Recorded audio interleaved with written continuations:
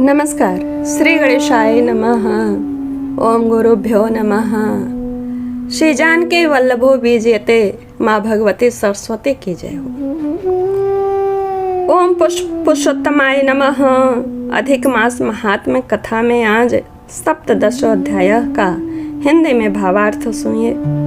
पहले के अध्याय में आपने सुना था 16वें अध्याय में देवल ऋषि ने सुदेव शर्मा के पुत्र का भविष्य कथन करके चले गए। उस भविष्य कथन से जो उनको दुख हुआ था, उसके बाद क्या हुआ वह प्रसंग सुनिए।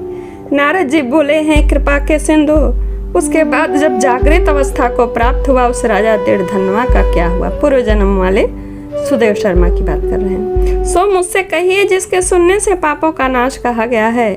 नारायण जी बोले अपने पूर्व जन्म के चरित्र को सुनने से आश्चर्ययुक्त तथा और सुनने की इच्छा रखने वाले राजा दृढ़धनवा से वाल्मीकि ऋषि फिर बोले।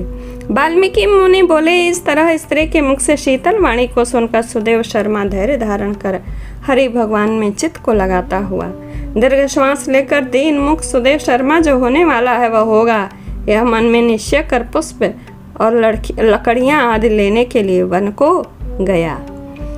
इस प्रकार दीन मुख सुदेव शर्मा जो है वन में गए और ऐसे जीवन जीते हुए बहुत समय उनको बीत गया। बात किसी दिन समिधा कुश फल फुश आदि लेने के लिए बहुत दिनों के बाद वे वन को गए हुए थे। वहां जाकर सुदेव शर्मा मन से हरि भगवान के चरण कमलों का ध्यान करने लगे और जो कथन कहा था उसी दिन उस कथन को सुनिए। उस दिन क्या हुआ। उसका लड़का सुखदेव अपने मित्रों के साथ बावली को गया। बावली में प्रवेश कर समवयस्क मित्रों के साथ जल यंत्रों से जल फेंकता हुआ और बार बार हंसता हुआ खेलने लगा। गर्मी ऋतु में बार बार जल में खेलता हुआ हर्ष को प्राप्त हुआ। इस तरह प्रेम में मग्न सब बालकों से खेल करते हुए अथाह जल में खड़ा हुआ। वह सुखदेव बालक मित्र बालकों से पीड़ित होकर मित्र वर्ग के भय से भागने की इच्छा करता हुआ, या यूं कहिए कि भाग्य से प्रेरित हो अपने श्वास को रोककर अपने मित्रों को डराने की इच्छा से वह अथाह जल में गोता लगाया, किंतु उस जल में व्याकुल होकर उससे बाहर निकलने की इच्छा करता हुआ सहसा उस अथाह जल में वह बालक की मृत्यु को प्राप्त हो गया। निकलने की कोशिश की पर नहीं निकल पाया। जल से निकलते हुए उस बालक को न देखकर उसके जो मित्र थे बड़े चकित हो गए और रोने लगे। दौड़कर घर की ओर दौड़े। अत्यंत शोक से ग्रस्त वे बालक अपनी उसकी माता गौतमी से जाकर बोले। उन बालकों के अत्यंत अप्रिय बात को सुनकर के वज्रपात के समान वह बात लगा उन्हें। पुत्र में प्रेम करने वाली वह गौतमी तुरंत पृथ्वी पर गिर गई। उसी समय वन से सुदेव शर्मा आया। पुत्र का मरण सुनकर कटे वृक्ष के समान पृथ्वी पर गिर गया। बाद दोनों ब्राह्मण स्त्री पुरुष उठकर बावली को गए। जाकर मृत पुत्र का आलिंगन कर उसको शरीर को गोद में लेकर उसके शरीर को सुदेव शर्मा बारंबार पुत्र का मुख चूमने लगा।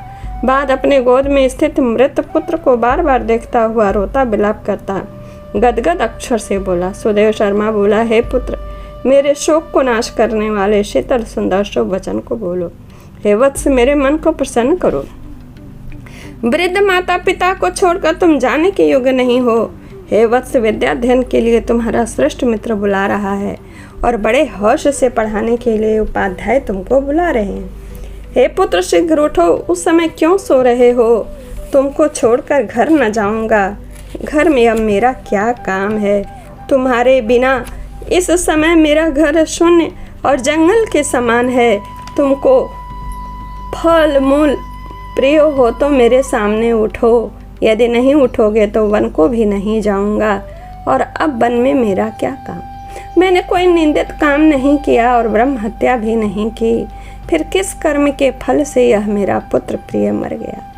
ओहो ब्रह्मा, तुमने ऐसा करके कौन सा बड़ा फल प्राप्त किया है? निर्दय वृद्ध दीन मेरे नेत्र को लेकर निधन का धन और दोनों स्त्री पुरुषों का सहारा इस पुत्र को हरण करके तुमको लज्जा क्यों नहीं आती? सर्वत्र तुम दयालु हो, परंतु मेरे विषय में हे ब्रह्मा निर्दयी हो। सो क्यों? अहो आश्चर्य, मेरे भाग्य से यह उल्टा कैसे हुआ? स्वभाव से सुंदर पुत्र की खोज इस समय मैं कहाँ करूं? हे पुत्र, तुम्हारे मुख और सुंदर नेत्र को कहाँ देखूंगा?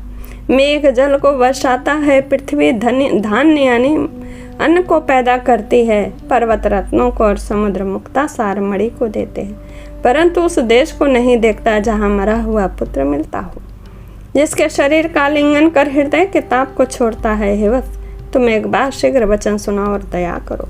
तुम्हारी माता लज्जा छोड़कर चील के समान अत्यंत विलाप कर रही है। पुत्र, उसको देखकर तुमको दया क्यों नहीं पैदा होती? माता पिता की आज्ञा बिना तुम कहीं कभी नहीं गए। हे पुत्र, हम दोनों से बिना पूछे ही दूर के मार्ग को क्यों तुम चले गए?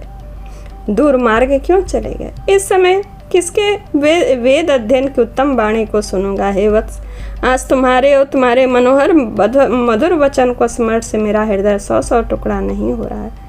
क्यों नहीं हो जाता? हो जाना चाहिए मेरे हृदय को, क्योंकि मेरा हृदय लोहे के समान है। हे कौशलेंद्र राजा दशरथ, तुमको हम धन्य मानते हैं, क्योंकि रामचंद्र के वन जाने पर पुत्र के ताप से दग्ध हुए प्राणों को नहीं रख सके, परंतु पुत्र के मर जाने पर भी जीवित रहने वाले मुझको धिक्कार है। हे गोविंद, हे विष्णु, हे यदुनाथ, हे नाथ, हे श्री रुक्मिणी के प्राणपति, हे मुरारे, हे दीनों पर दया करने वाले, हे दयालु, पुत्र रूपी अग्नि के ताप से संतप्त मेरी रक्षा करो।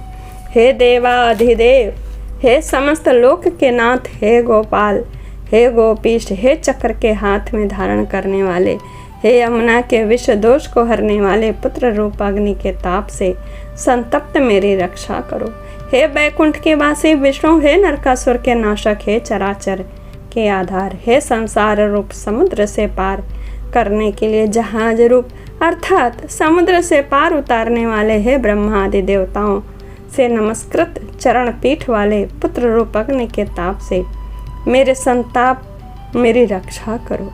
हमारे समान सठ दूसरा कोई नहीं है, जो मैंने देवकी पुत्र श्री कृष्ण के वचनों का उल्लंघन कर पुत्र में दुराशा की। कौन अभागा पुरुष भाग में रहने वाली वस्तु को प्राप्त कर सकता है? इस तरह यह अध्याय यहीं पूर्ण होता है। श्री बृहन नारदीय पुराणे श्री पुरुषोत्तम मास महात्म्य श्री नारायण नारद संवाद धनुप्याख्याने सुदेव विलापो नाम सप्तम तत्सत। अष्ट अध्याय में सुनिए कि उन्होंने उस दुख को कैसे जिया, फिर वह दुख उनका कैसे या सुख में परिवर्तित हुआ। आगे के अध्याय में सुनिए। थोड़ा मैं लेट चल रही हूँ, लेकिन आपको मैं पूरा अध्याय सुना दूंगी। 2-3 अध्याय पहले सुना चुकी हूँ, पूरा अध्याय आपको 2-3 पूर्ण होने के पहले ही सुना दूंगी। हमारे चैनल को सब्सक्राइब, लाइक, कमेंट, शेयर करिएगा। धन्यवाद।